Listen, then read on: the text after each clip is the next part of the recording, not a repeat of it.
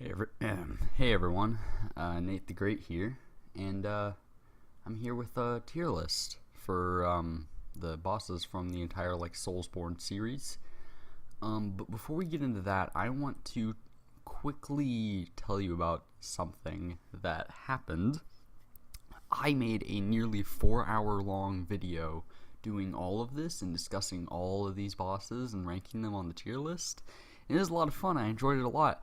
But for some reason, whenever I tried to upload it, I went to sleep and I woke up and all the footage was gone. Like, it was just gone from my computer completely. I don't know why. Which really sucks. And, I wasted a lot of time on that, and I really was proud of that video, so, But, you just gotta move on with that, and, I'm just gonna make it again. So strap in, because this is probably going to take another 4 hours or so, and it's going to be really slow. But yeah, let's get into it. I was kind of inspired by this from iDubbbz with the fast food tier list, and a couple other people who were doing this specific tier list as well, like this Soulsborne one, which looks really nice. Let me zoom in real quick. All these really cool images, I like them, and they're all in the same style and everything. I like them.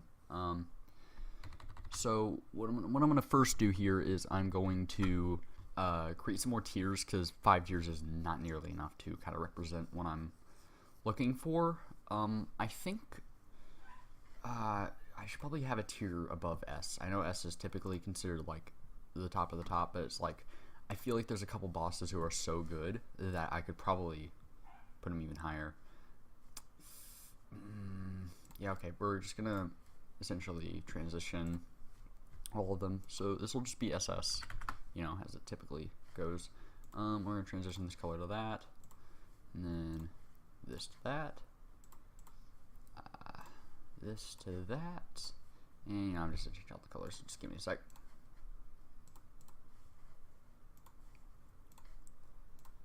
Alright, so now let's add a tier below D, obviously. That's going to be our E tier. And E tier is going to be that. And then add one more tier below E and create ourselves an F tier for the worst of the worst. Alright, so there we go. Alright. So let's get into this. By the way it looks, these are sorted in order, not in order of games, but each boss is, or each section is devoted to a certain boss from a certain series or whatever. So it's all of this here is all Bloodborne, right? And then it goes to Demon Souls, and then Dark Souls 1, and then Dark Souls 2, and Dark Souls 3. So yeah, that seems to be how it's sorted. So, yeah, let's get started. All right, so first one we have here is the One Reborn over here. The One Reborn is not a particularly horrible boss, I would say, but he's not good. He's definitely not, I'd say he's below average, right? I think the kind of reference to Demon Souls with the Tower Knight, with the the Bell Maidens who are shooting the magic and are buffing the One Reborn and whatnot, is cool. I like that concept. And I think one thing that really stands out for me with One Reborn is the music is especially good for some reason on One Reborn. I've never understood that. The One Reborn's music is very, very good, which is surprising considering how much of a abomination it is. Which is another actually strong point of the boss, is its visual design. It looks very messy, and that's kind of the goal, right? It's a massive, a heaping mass of body parts and such, which is it makes it intriguing to look at. It definitely does have its upsides, but the problems lie in the fact that due to how much of a mass of body parts it is, how sloppy it is, the fight ends up coming across that way as well, and it's hard to tell what's going on. A lot of the attacks are kind of very messy and aren't particularly fun to dodge or learn. Killing the Bell Maidens is slow and awkward, and that's one of the downsides to Tower Knight, which we'll cover eventually. and it ends up not being a particularly enjoyable fight, but it does have, good things about it. So, yeah. Next we have Celestial Emissary, which is even worse than Bloodborne. I would not say it's F tier. I would say it's definitely E tier. Like, it belongs below, the Bloodborne, because Celestial Emissary, first of all, I'm going to say, on my first couple of playthroughs of Bloodborne, I didn't even know this boss had music. Like, it was so uninteresting and subtle that I just couldn't hear it, and I didn't care.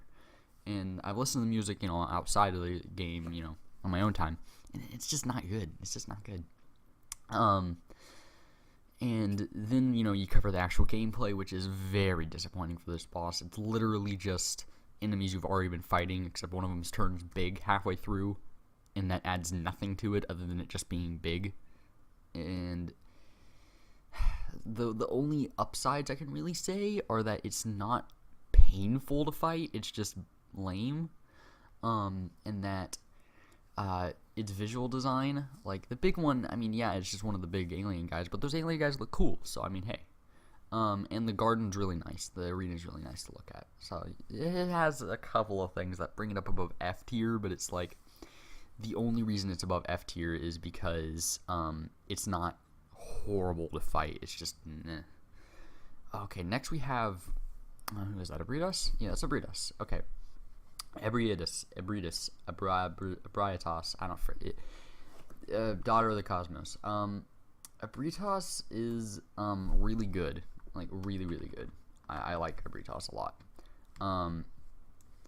So I would say Ebritas probably belongs in either A or B. I'd say either A or B. I'd say probably because it's like, you feel like you should reserve A tier, S tier, and all that for the the top bosses, right? Like the best of the best. But I don't really feel like Britos reaches that level. I think she's a great boss. She's a great boss. She's A tier because we do have an SS tier, so we can we have room. So it's an A tier. Britos is very interesting visual design wise. It's weird, right? And that's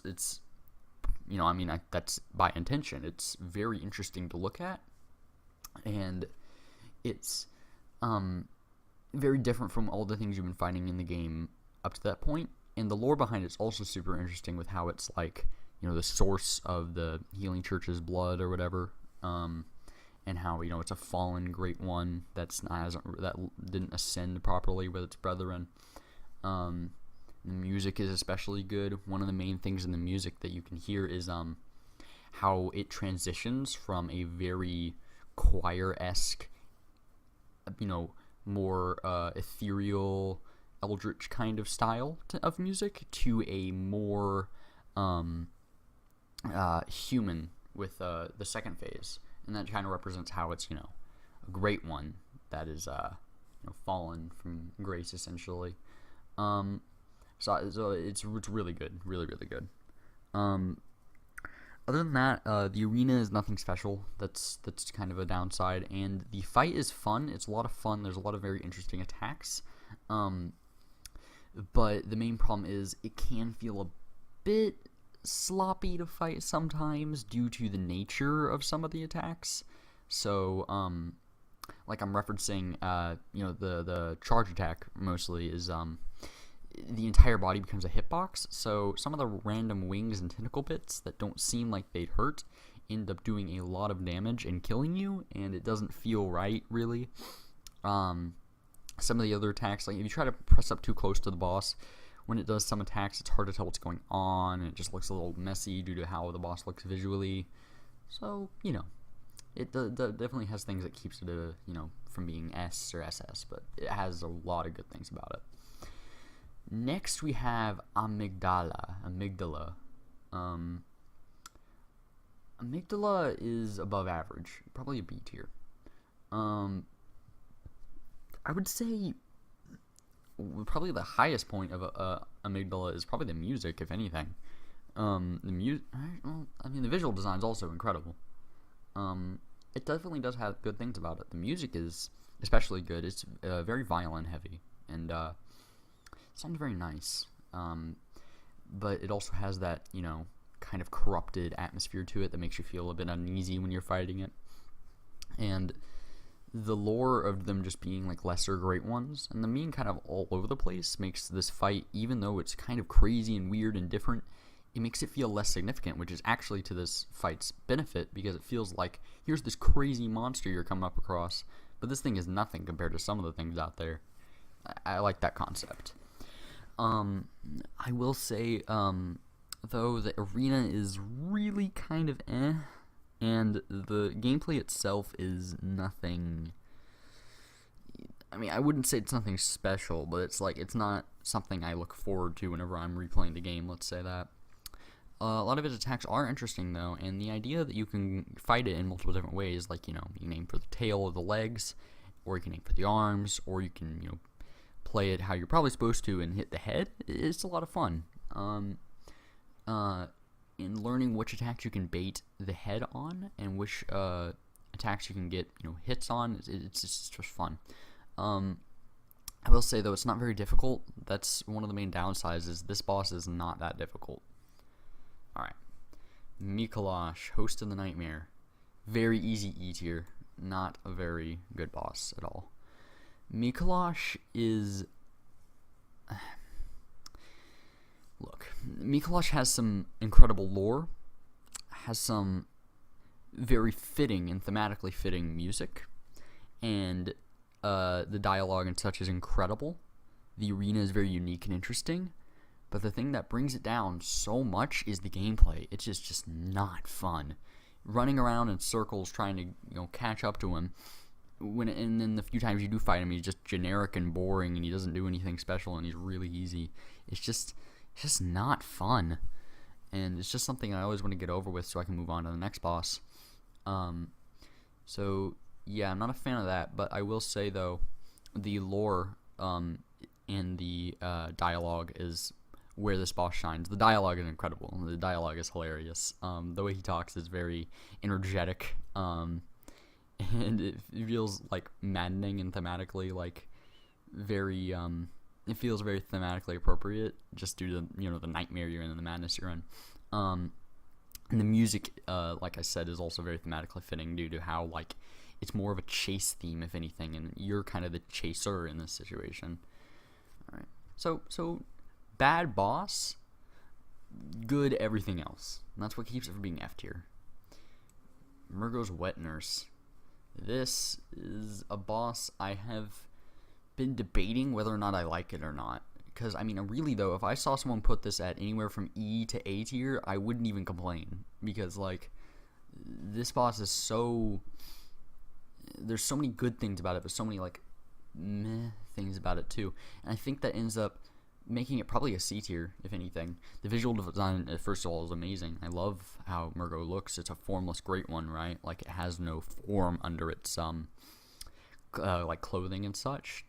And the visual design with the crazy amount of arms that are all holding the scythes, it's really cool. The music is amazing with the slow lullaby theme that's so different from everything else. You've climbed to the top of Murgo's loft, and you're there, and you expect some crazy boss that's gonna be super intense and dramatic, and then you get this slow, creepy music box theme, right?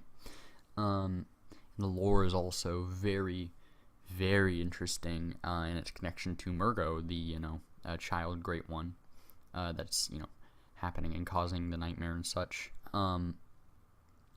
But the main downside that brings it down to more of an average boss is gameplay again. The gameplay on this one is not nearly as bad as Mikolash, but it is very, very, what I'd say, boring, if anything. Mikolash is more annoying. This was more boring. And I would rather be bored than annoyed. Its attacks are fun to dodge-ish, but typically you can just get behind it and then just keep attacking, and it doesn't matter because it will never hit you. And it just takes forever to do anything. It has that one attack where it brings up a mist, which looks really awesome. But then you figure out you can just run around in circles in the arena, and it becomes a really waste of time and boring attack. So, That's how I feel about Murgo. Murgo's Wetner specifically, not Murgo. Gehrman. Oh, frick, Gehrman. Yep. Oh, God. We all know where Gehrman belongs. Actually, do we? He is either S tier or SS. I don't know. God, I really like Gehrman. Yeah, you know what? Gehrman's our first SS. Gehrman is incredible. Gehrman the First Hunter is an easy SS for me. Yeah. Gehrman pretty much excels in almost every single category I've been talking about. Sorry. Like first, like the arena. Holy crap, the arena is probably my favorite in all of gaming. Besides maybe one of the bosses from Dark Souls 3 we're gonna cover. The arena has that, you know, beautiful moon in the background, and it's in the Hunter's Dream, which is an incredibly visually amazing place. It's in this flowery field with this gigantic tree in the background, and then it has, you know, the Hunter's workshop burning down in the background, and it's like it all congeals into this like amazingly like visually beautiful arena. And then obviously you have the music, which is godly.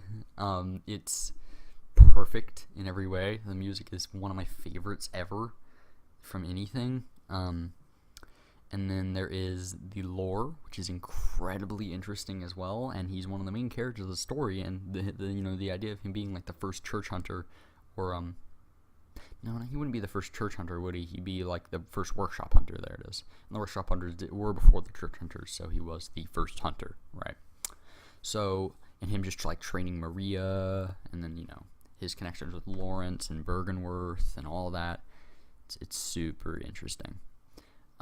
His, you know, ties to the moon presence. It's great. All right, yeah, okay. So, the gameplay is also amazing. With how he uses that awesome scythe that has all those, you know, like interesting charge attacks and such that you have to learn, you know, how they work.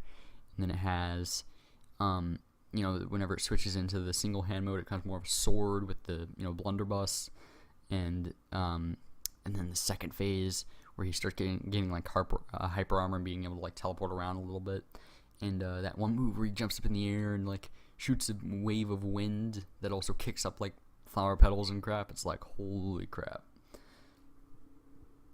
really awesome boss. Moon presence.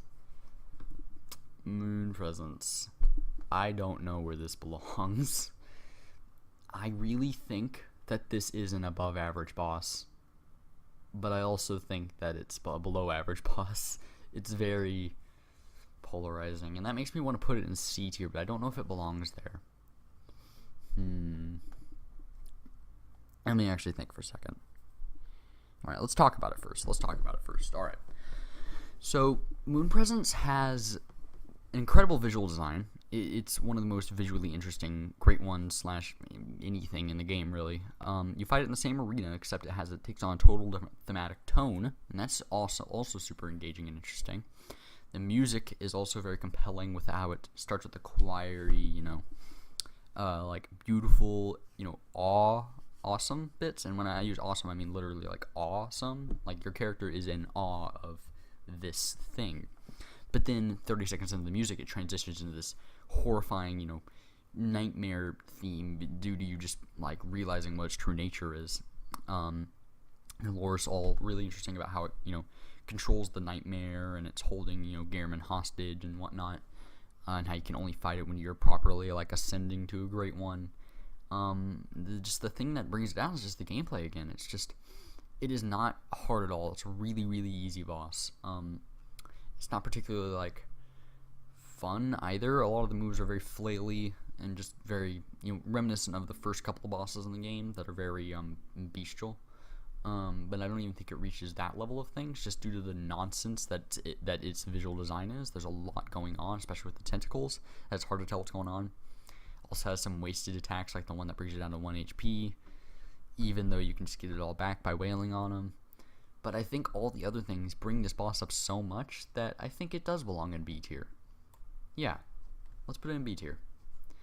Ludwig the Accursed / Holy Blade. Easiest SS of my life. Is probably my first or second favorite in the entire series and in all of gaming. Ludwig the Accursed is something that needs to be experienced by pretty much everyone who plays video games. It once again excels at almost everything. There's a couple of things that actually falls behind Gehrman on, but I actually would place it above Gehrman due to how much better some of its things are than Gehrman. First of all, let's start with the music, which is also god tier. The first theme is, once again, very bestial, and it's one of the best beast themes they've ever developed. And then the second phase is much more noble and dramatic and, knightly, I guess is the word. And it's very different. It's very much more human, and I like that a lot.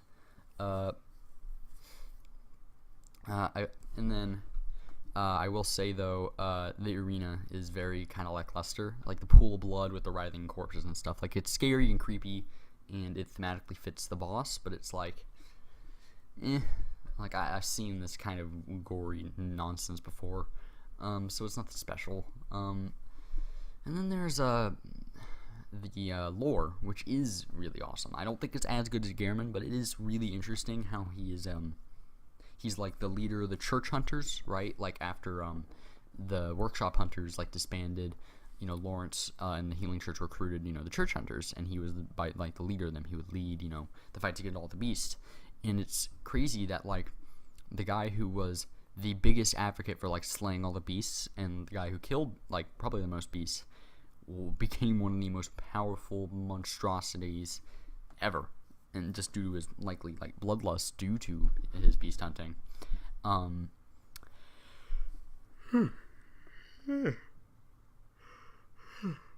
Sorry I'm yawning so much, guys.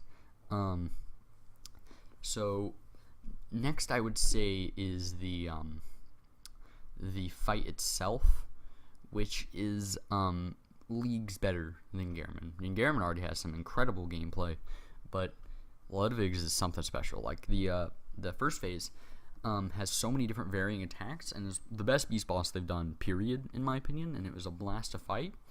But then there's the second phase, which is easier than the first phase, which is still hard, because this boss is one of the hardest in the game. But it is much more dramatic and interesting to see this, colossal beast wield.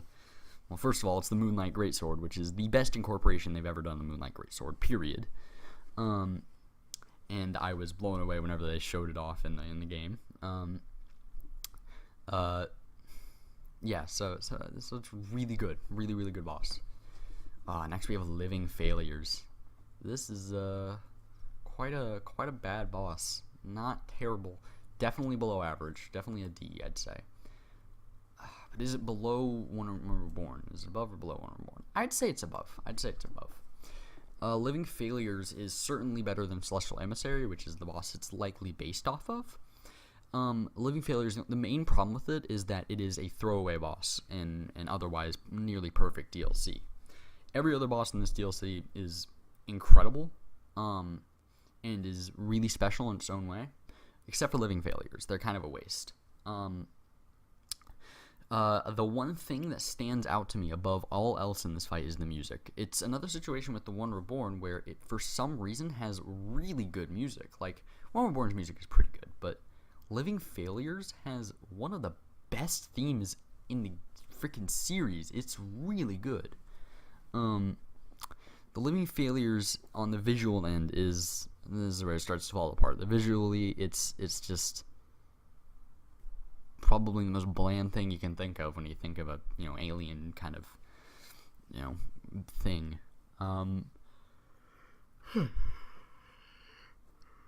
Like, for God's sake, they don't even have a face. Like, they're just faceless. They're just a neck stump. The arena, though, is actually an enhanced version of the Celestial Emissaries arena, which is already a very nice looking arena. This arena looks really good because it's on a high up, balcony in this garden. You can see all of the Hunter's Nightmare below you, and it looks really nice. I will say though, the fight itself is not in the same vein. The fight itself is what's the word for it? It's just It's another case of being messy, because there can be like 5 of them at once, I think, and they're all very big, and they do a lot of damage. So you can just kind of be overwhelmed. And then when you're fighting them, one-on-one or two-on-one, they're just very, they're underwhelming instead, right? I mean, like, they don't have a lot going on with them. And they're very easily parried as well, which is another kind of downside to them. But I think they do have their merit. They have reasons they're up in, D tier, like their music and their arena. But it definitely doesn't reach the same heights as some of these other ones. Cleric Beast, in my opinion, the best tutorial boss in the entire series. Unless you're counting Sekiro's Gyobu, Masataka Oniwa, who is, I think, even better. Cleric Beast is a really good tutorial boss. He's definitely a B tier for me. I would probably place him above Amygdala. Cleric Beast perfectly sets the tone for the first half of the game whenever you come across him, with his music that is perfect for, the fight he is, and, the visual design of being this, like, crazy beast, the arena, being in the middle of the Yharnam streets that you've already been coming across monsters and beasts and stuff leading up to that point. And the lore is nothing spectacular, though. Just is literally just a cleric beast. He's one of the church hunters, likely, who just turned into a beast in a story. And it doesn't really need to be anything more than that. It's just a beast, right? It's the tutorial boss. I will say, though, in terms of lore, Udex Gundyr, Dark Souls 3's first tutorial boss, does have, the advantage here. And I will probably place Udex right next to Cleric Beast, because they are very close in quality. So yeah, I like Cleric Beast. Lady Maria of the Astral Clock Tower. That is an S tier for me. A lot of people would put it in SS, probably even above, actually probably above both of these guys. I've never been the most, like, huge fan of Lady Maria, and that doesn't mean I think she's bad. In fact, I mean, there's a reason she's an S tier. She's incredible in almost every aspect. But I will talk about why I don't think this boss is particularly good, and most of that is attributed to the fact that it's not very hard. It's really a pretty easy boss. Not too much harder than, like Father Gascoigne, who's one of the first bosses in the game. And due to how easy she is to, like, how easy most of her telegraphs are, and on top of all that,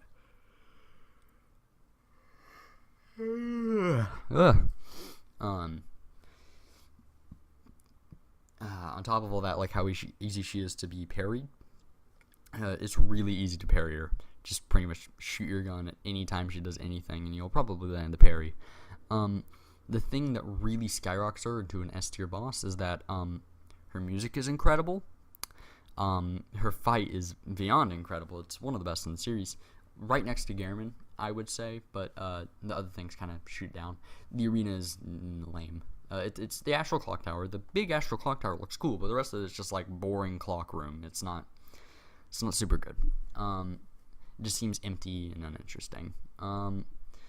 And then there is the lore, which is interesting. I don't think it's as good as Gehrman, because it's literally just like she's a trainee of Gehrman, who I believe is related to the Vile Blood Queen.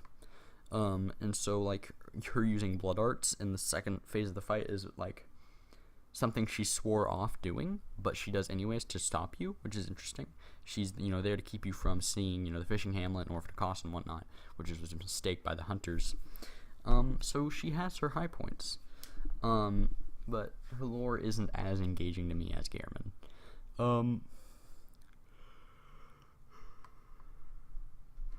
Next I would say is the pure fact that her music is good, but it's not as good as I would like. It starts off really nice. The first phase is great. With this, you can hear the clock tower bells and such in it. But where the theme is not too great for me is the second phase, where she starts using blood arts. The music is more of just like a choir nonsense. It doesn't feel well put together like some others. So yeah, that's how I feel about Lady Maria. All right, next is Orphan of Kos. Orphan of Kos, where do you go?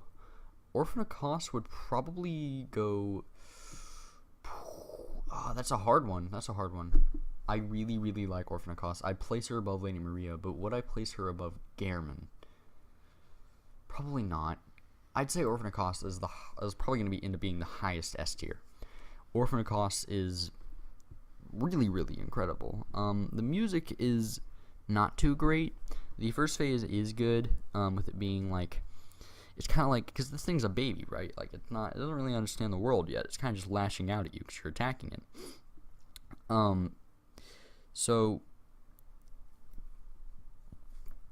like, the music fits that, right? It's much more like, the first phase is much more like, it's beautiful and elegant, and it's like a baby's first introduction to the world. Like, it's this new scary place, but it's also beautiful. And the second phase represents, the horror of life, right? Like, it starts to, fall apart. He gets more angry and crazy, and he starts to just, he gets more vicious.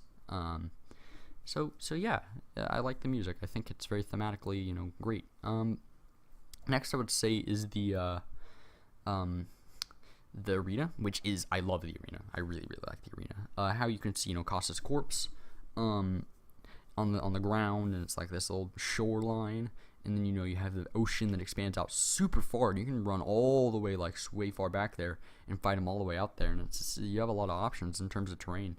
So it's good. It's good. And I love the giant, like, crazy looking nightmare sun in the background. The visuals is, I love the visuals. The cutscene of it being born is disgusting. Its horrifying grin and its screams are just nightmarish. Using its freaking placenta as a weapon and just throwing explosive placenta juice at you, and it's just like, it's just a nightmare. It's just disgusting and gross, and it's like, it feels like Bloodborne. Like, this is what Bloodborne is, right? And the lore is also awesome, with it being, the child of Kos, one of the great ones, and, being more of a deep sea great one rather than a space great one, right? And this all being like a tie-in to Innsmouth from, like, H.P. Lovecraft, books and such, like Shadow over Innsmouth. In that book, is very awesome and is really cool. The gameplay is where it really shines, though. The gameplay, I mean, like, this is the hardest boss in the series. It's pretty widely considered to be the hardest boss in the series, and I don't disagree with that at all. It's the one boss where if I come back to it, I will still have no clue what I'm doing. Even after all this time, all these playthroughs, I'll still be lost in its attacks, and it's just a whole lot of nonsense to me. But it does that perfectly. It's like, because it's like, with some bosses where there's a whole lot of nonsense in the way the boss fights, it sometimes just becomes messy, and it's hard to really tell what's going on, or, what to do. This boss, it's like, there is a sense that it can be conquered, and, you can figure things out, and it really can. Like, all its attacks are erratic and crazy, but you can learn them, you really can, and it represents everything that's great about the Dark Souls games, or just Bloodborne in general. It's just like, the idea of just learning a boss and, figuring it out and finally winning. And it does a great job at that. And it's a perfect representation of a really difficult boss, being really well made. Alright. Next we have Lawrence, who is widely hated. Most people would put Lawrence D, E, or F, I would say. Maybe at most a C. But I'm going to do something a little controversial here, and I'm going to place Lawrence all the way at the top of A tier. So, many of you will not agree with me, but this is mostly because I have the perspective that a reskin fight that does more with its, like, for example, let's say, Champion Gundyr, right? It still uses, it's a reskin of Gundyr, but it does more with Gundyr's initial moveset than, the original Gundyr does. Therefore, it's a better boss. That's the same way I view Lawrence. Because it does more stuff with its moveset and has a more interesting design in the way it attacks, it's a better boss than Cleric Beast.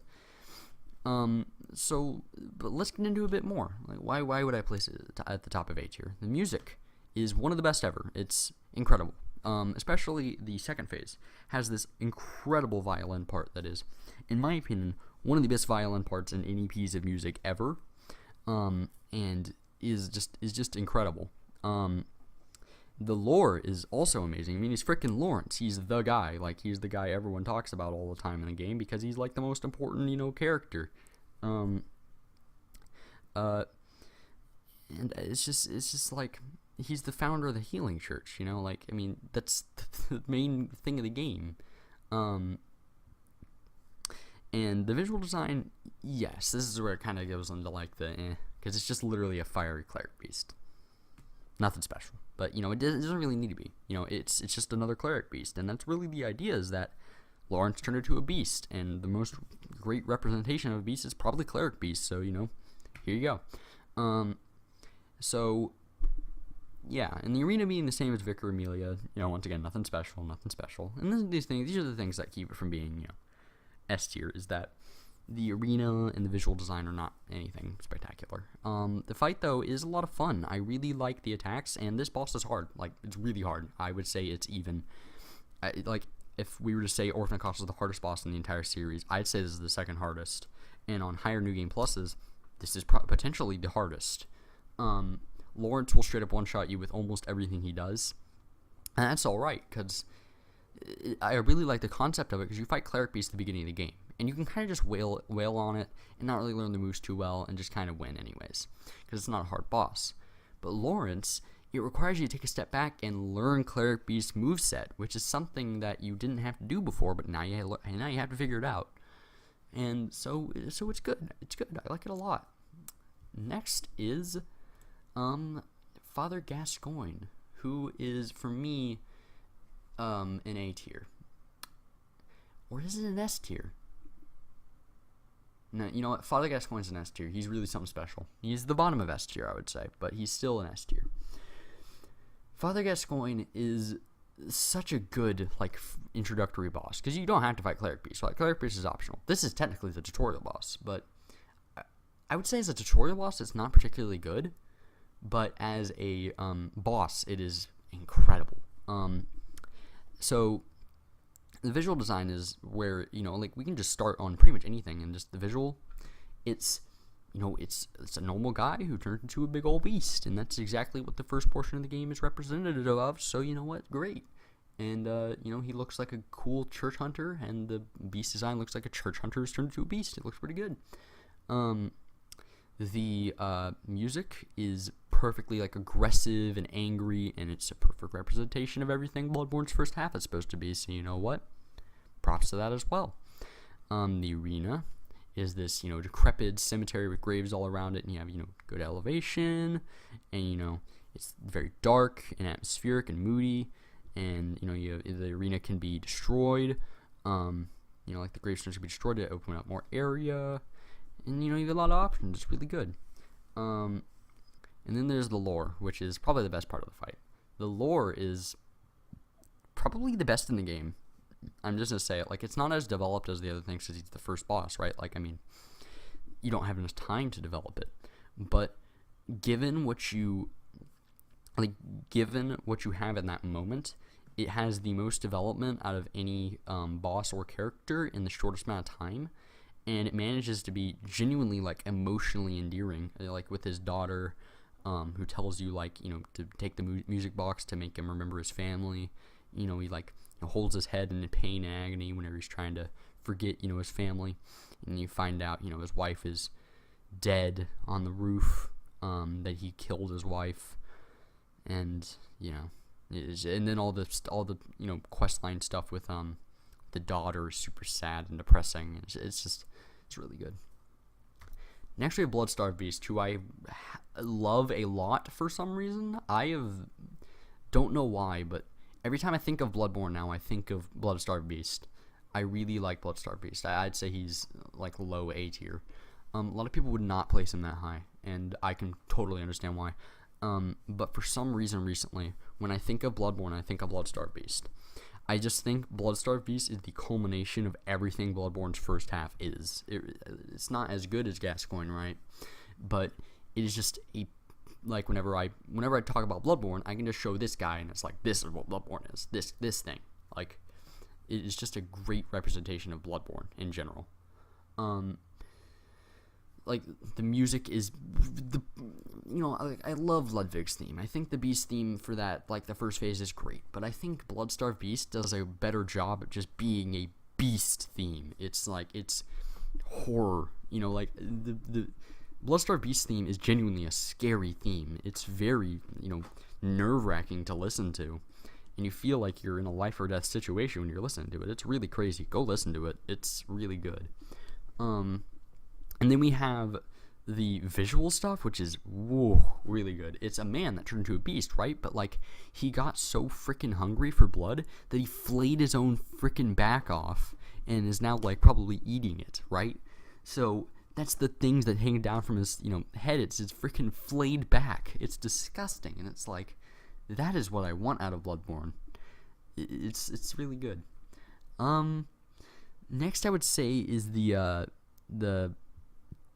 arena, which is not particularly good. I like the actually the arena is good. It's perfect for what it needs to be. It's a ruined cathedral kind of place down in this deep valley that you've ventured into, and it's really cool.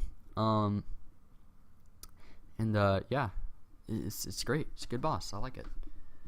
Okay, next we have Vicar Amelia, who I have never been the biggest fan of Vicar Amelia. I don't think she's bad by any stretch of the imagination, but I don't know. Like, a lot of people love Vicar Amelia, but I would only say it's a high C tier. I don't know why, but I've never had a particular connection to her. And for the various reasons I'm about to say. Music, it's literally just Cleric Beast theme again. Lame. Arena, it's just it's a cathedral. It looks nice, but it's like, The lore, there's really nothing there. It's just, it's one of the vicars of the current healing church. You don't really learn much about it. Yeah.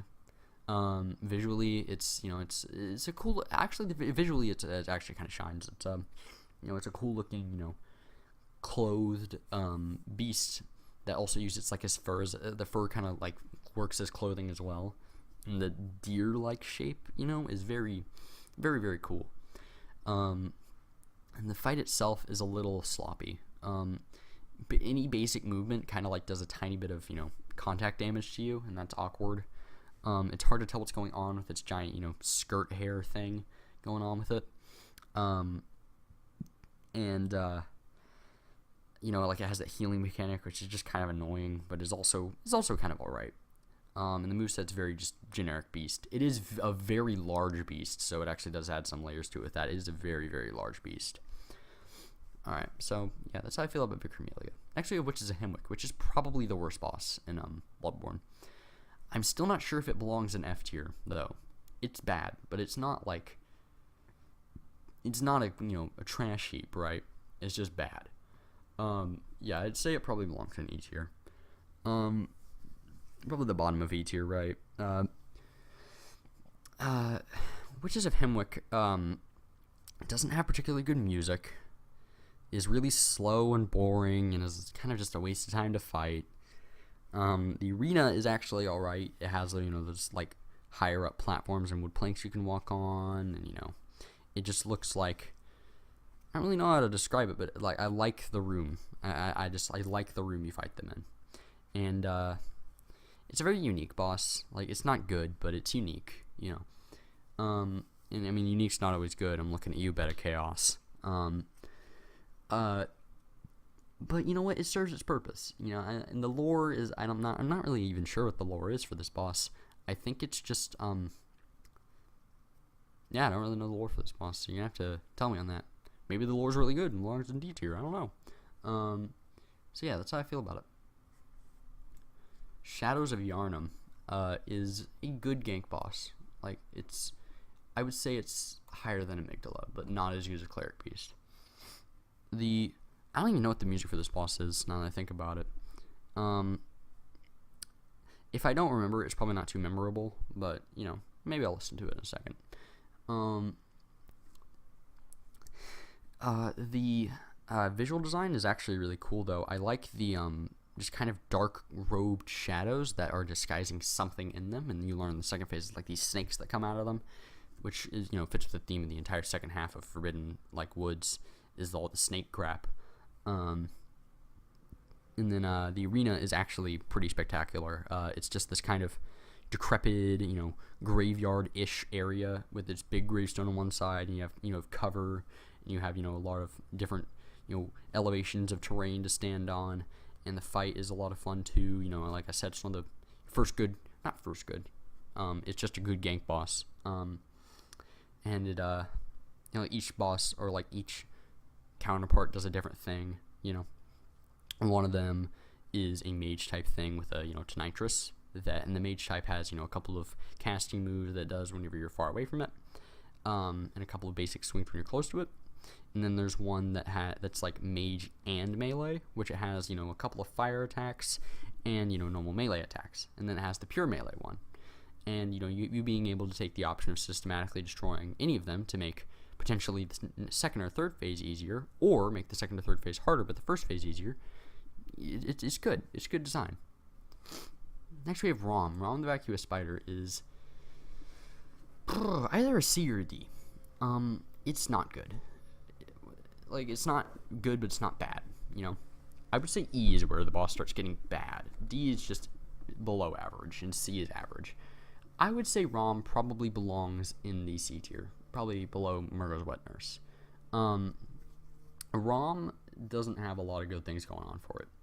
The good things going on for it is the arena, which is gorgeous, and the visual design, which is sorry, not the visual design, the lore, which is really good, with it being a artificial great one, technically created by the people of Bergenworth and Willem, trying to experiment to summon a new great one. You can also find the original ROM that it's based on in Abredis' arena, that Abredis is like cowering over, or not cowering, but praying to, leaning over, mourning over, just doing something. But where it starts to fall apart is the gameplay and the visual design. I don't think this thing looks good. It's unique, I guess, but it's not a spider. First of all, it's not a spider. The rock on its head with all the eyes and stuff sticking out of it and that interesting mouth, that's where I think it looks cool. The body looks really lame. It just looks like a big blob with some weird, plant things sticking out of it. I'm not really a fan. So yeah, I don't think it's bad. It's just not good. Not great. And the gameplay, the little spiders get pretty annoying, and it's not too fun. All right, next we have Martyr Logarius, who's a really, really good boss that I love, and I would place him above Father Gascoigne in S tier. Martyr Logarius has so many good things going for it. For him. Pretty much everything about it is good. Everything about it is at the very least, like, great, with a couple of things that are excellent. The music is great. It's the one. Actually, the music's the one thing I would say is just good. The music is kind of forgettable in the same vein of Shadows of Yharnam, but not quite as much. I can kind of remember Martyr Logarius' music. It's pretty alright. The visual, like the arena and how he looks, him being like a frozen dead corpse of himself, like all the knives and stuff that he shoots out, and that's amazing.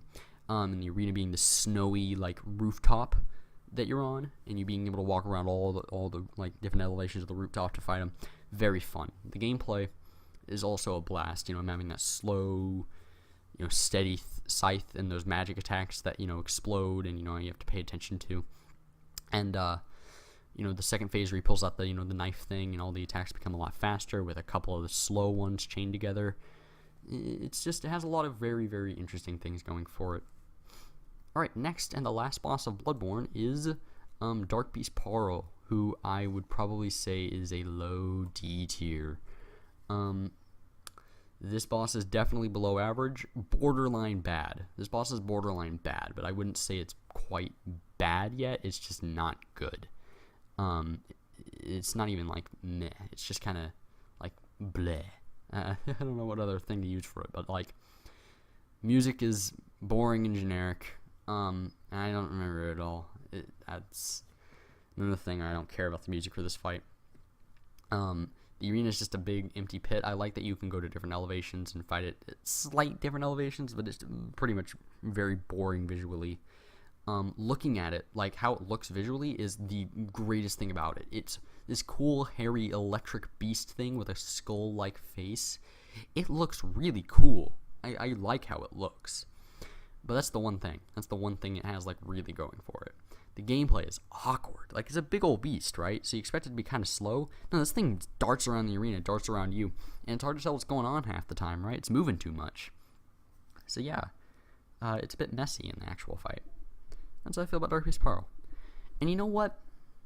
To save space on my computer, and to save my own sanity so I don't get too tired, I think I'm going to end it here. You know, I'm going to section it off into each game, right? Like, this is the Bloodborne part, and then we'll pick up next time on the Demon Souls part, and then, you know, go from there, and eventually finish all of this and have the giant tier list all put together.